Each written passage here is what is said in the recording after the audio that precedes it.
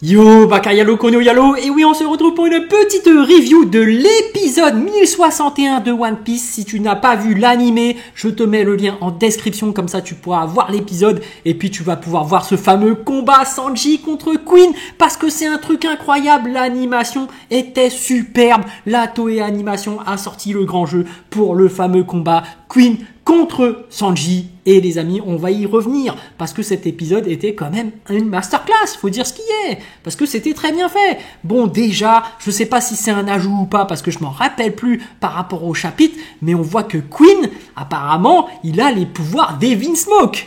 Tu vois qu'il est capable de lancer des rayons laser avec ses yeux, c'est le pouvoir du premier Vinsmoke là, le premier fils. Tu vois qu'il est capable de prendre l'autre, est capable de le faire tourner, il a la force incroyable du troisième Vinsmoke. Il a aussi le pouvoir du deuxième de faire de l'électricité. J'ai fait waouh, il est super balèze Queen en fait. Et puis après, le plus fort, c'est qu'il est capable de se rendre invisible.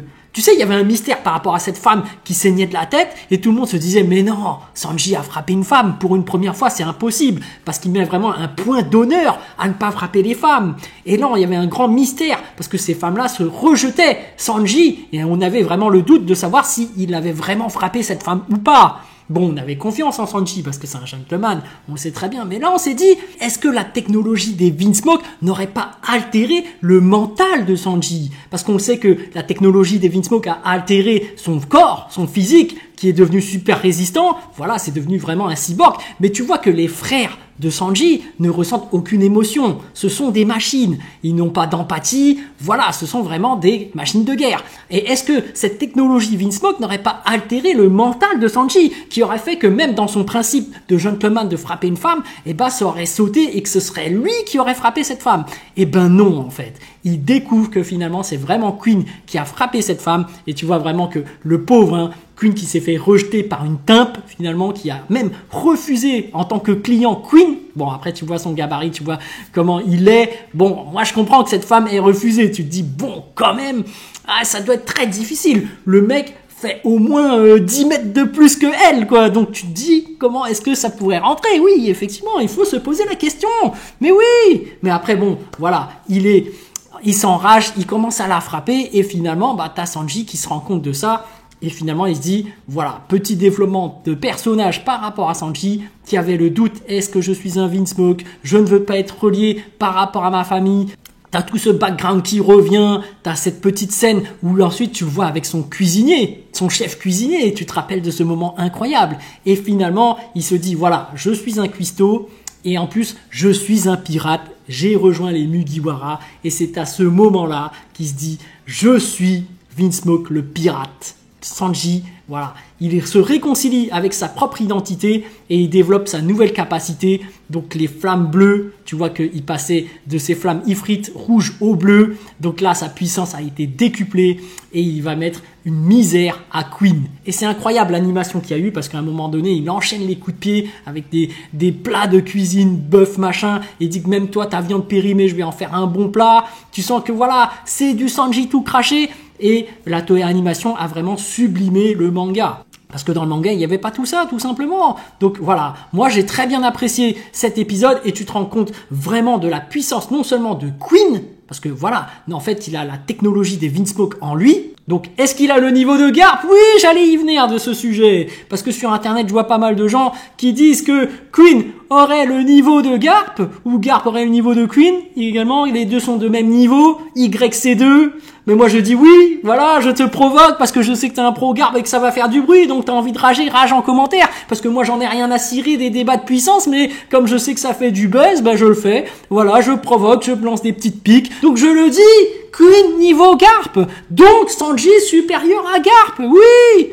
Je déconne, évidemment que je plaisante. Garp, c'est quand même quelqu'un, un ancien, voilà, qui est bien plus puissant, mais je sais qu'il y a des gens qui prennent trop ça à cœur. Parce que moi, en réalité, que Garp soit niveau roi des pirates ou YC2, j'en ai rien à cirer en réalité. En plus, je suis même pas un pro One Piece de base. Oui, mais j'aime bien la communauté, j'aime bien taper dedans, parce que voilà, on est là pour rigoler, c'est ça la piraterie, il faut le prendre au second degré.